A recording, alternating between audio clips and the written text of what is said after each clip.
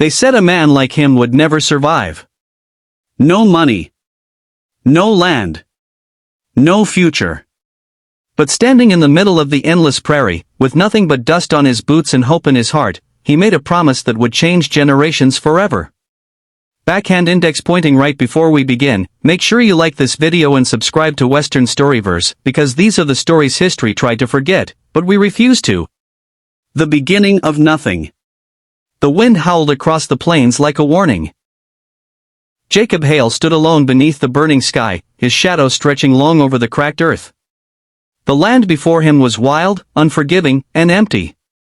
No fences. No shelter. No guarantee that tomorrow would come easier than today. All he owned fit in one worn leather bag. A pair of boots with holes in the soles. A rusted pocket knife. And a dream too big for the world he was born into. Jacob had grown up with nothing. His father died when he was 10, crushed beneath a collapsed mine shaft. His mother followed 2 winters later, taken by sickness they couldn't afford to treat. By 16, Jacob was alone.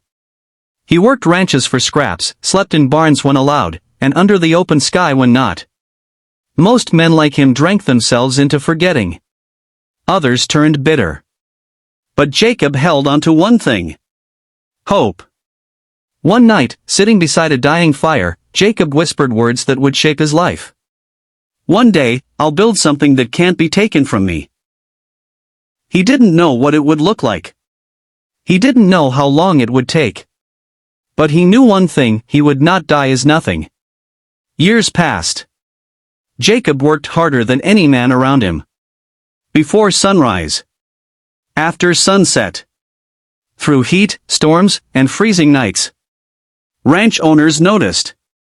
Not because he was loud, but because he never quit. Eventually, an old rancher named Thomas Reed offered him something no one ever had before. A chance. A small piece of unused land. Rocky soil. No house. No well. Just possibility. Jacob accepted without hesitation. The town church stood small and quiet, its wooden walls weathered by time.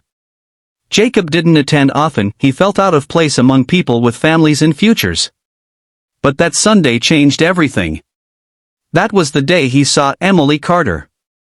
She was different from anyone he'd known. Gentle, but strong. Kind, but not naive. She helped the elderly, taught children to read, and smiled as if the world hadn't already tried to break her. Jacob tried to avoid her. Men like him didn't belong in the same world as women like her. But fate had other plans. Emily noticed the quiet man who always stood at the back. The way he listened more than he spoke. The way he held himself, not proud, but steady. They began talking. Simple conversations at first. About books. About faith. About dreams. When Jacob finally told her about his land, his nothing, his fear of failing. She didn't laugh. She smiled. Then build something, she said. And I'll believe in it with you. Building from dust. Their wedding was small. No grand ceremony. No expensive rings. Just vows spoken under an open sky. Together, they began building a home with their own hands. Jacob cut the timber. Emily mixed the mud. They slept on the floor before there were walls. They ate beans for weeks at a time. Some nights, Emily cried quietly so Jacob wouldn't hear. Some nights, Jacob stared at the ceiling wondering if he'd made a terrible mistake bringing her into this life. But each morning, they stood together again.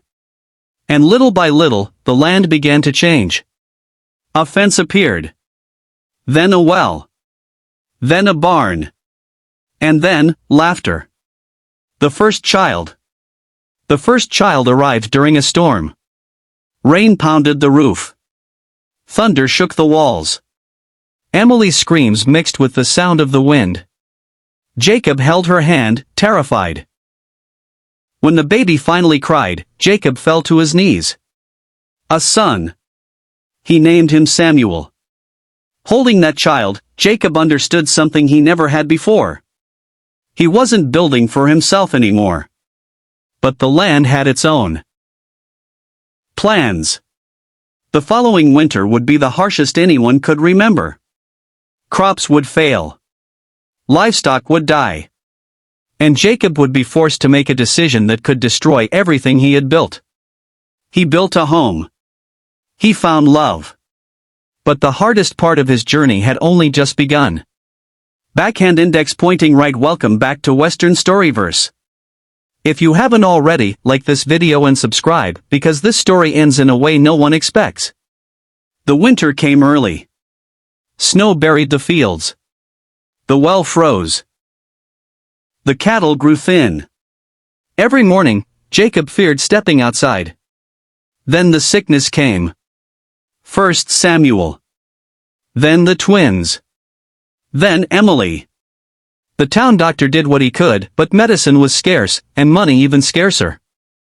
Jacob sold livestock. Tools. Even his horse. Still, the sickness didn't leave. One night, Emily took Jacob's hand. No matter what happens, she whispered, promise me you won't stop believing in what you built. She passed before sunrise. Jacob buried her beneath the oak tree behind the house. For the first time since boyhood, he broke. 4 months, Jacob moved like a ghost. He fed the children. Fixed what needed fixing. Worked because stopping meant thinking. The land reminded him of her everywhere. He nearly sold it all. Nearly walked away.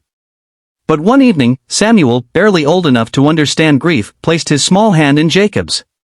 Mama said this land is our future. That was enough. Jacob changed everything.